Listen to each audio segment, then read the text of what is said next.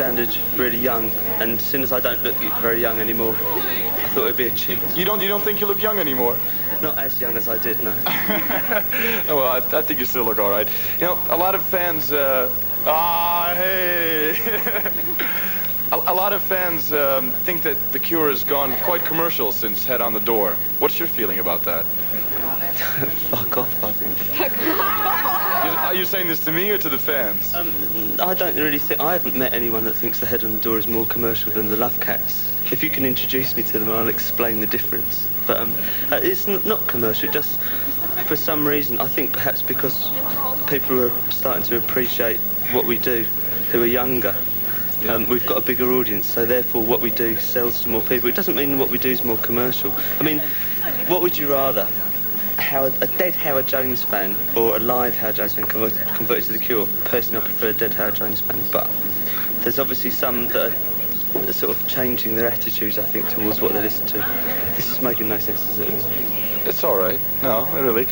Do you try to be as non-commercial as possible on your albums? No, we've never tried to do anything with regards to how much it's going to sell. It's immaterial. I mean, when we did Boys Don't Cry the first time, 1979, I always thought that would be #1 in every country in Europe. Yeah. See, but it wasn't. So after that point, I sort of gave up thinking about what's commercial and what isn't. Because, I mean, everything we do is better than what's in the charts. Yeah. So I agree. Yeah. Really, but do you think that now that you remix it, that it'll have a chance to make it to #1 everywhere in Europe? No. You don't even hope so? No. Really not. Is there a certain message, a philosophical message, that you try to bring across in the lyrics that go with the songs? The only overriding one is like the absurdity of life, I think. That's an overriding theme with The Cure, is that we take everything very seriously and we take nothing seriously. It's like a paradox. Well, what's your, in 30 words or less, what's your view on life then? Jaundiced. 2, 3, 4, 5, 6, 7, 8, 9, 10, 11, 12, 13, 14, 15, 16, 17, 18, 19, 20, 21, 22, 23, 24, 25, 26, 27, 28, 29. 30. You could do 30 words or less, so there's no problem about that. You know, there were rumors at one point that you would do an EP with old Sinatra songs last summer. Did you ever get around to doing that? Yeah, I have done. I've recorded it, yeah. And are you planning on releasing that?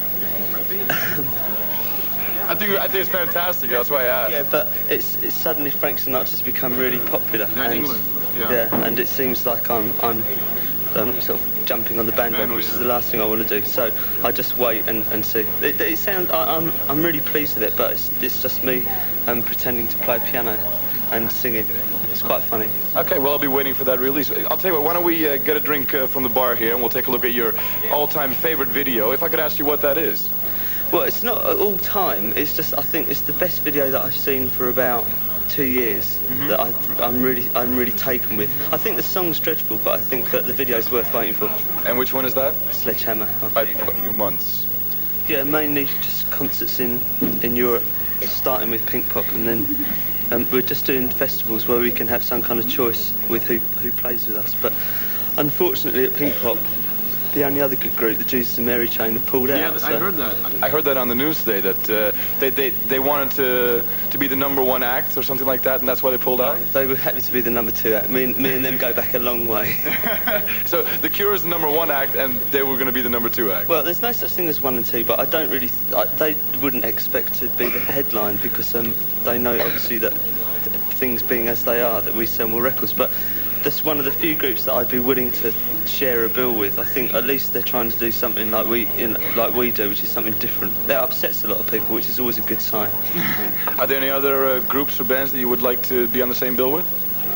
Only, unfortunately, most of them are of my aging generation, really, like Echo and the Bunnymen and New Order and the Cocteau Twins, people like that. But you see, I think that a lot of those groups who are older than us, a lot of the new groups who are around, particularly in England, are actually, in age-wise, and if not age-wise, mentality-wise, are much older than I am. They want to have hits, you know, and it's cack.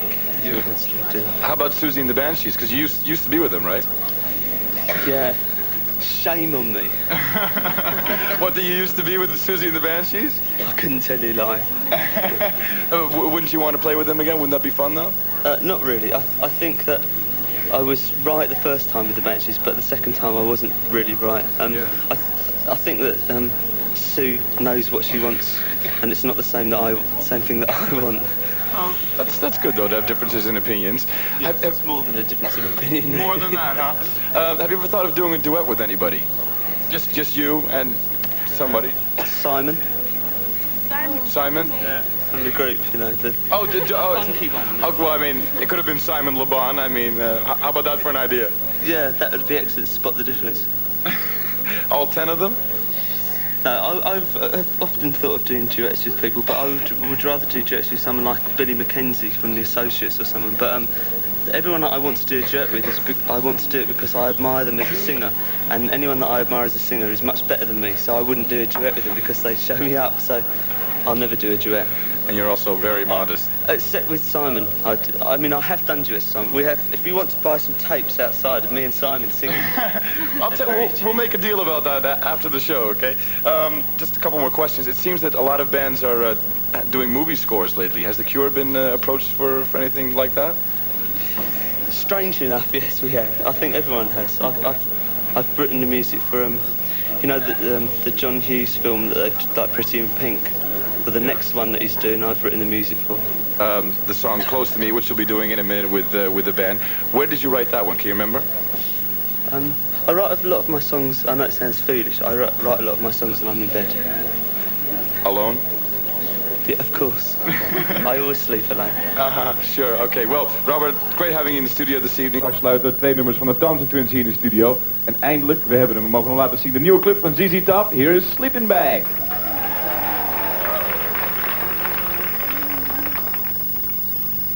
Nu is de Countdown Rebus. Je weet dat het gaat om het winnen van de kleine Countdown kleurentelevisie. En de oplossing van vorige week, dat was Grace van Grace Jones. Even een winnaar van de tv eruit zoeken. Oh, wat hebben we hier?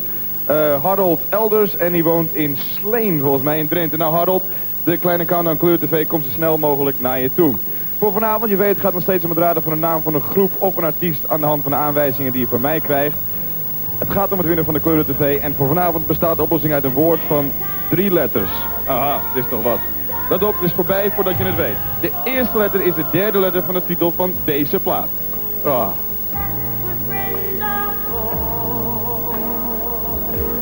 De 2e letter is de 2e letter van de naam van deze groep.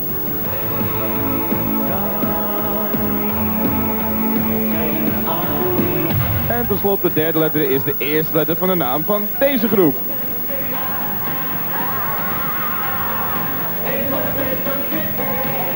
Als je mee wilt dingen naar de kleine Countdown kleurentelevisie, dan kan dat. Stuur jouw juiste oplossing op naar Countdown, postbus 10052, postcode 1200 dB in Hilversum. En wil je niet vergeten je naamadres en telefoonnummer op de briefkaart te vermelden. En natuurlijk ook de juiste oplossing. Als uitsmijter, vanavond in Countdown, ze doen 2 nummers voor je. Hier is Talk Talk! John en The Jealous Guy. Stip op 6. I'm your man. Zometeen gaan we kijken naar de nieuwe nummer 1, maar ik wil je even vertellen, het main hit van het afgelopen jaar. En Jos Bergen-Henegouwer, die vertelt ons er even meer over. Volgende week zaterdagavond, top 85.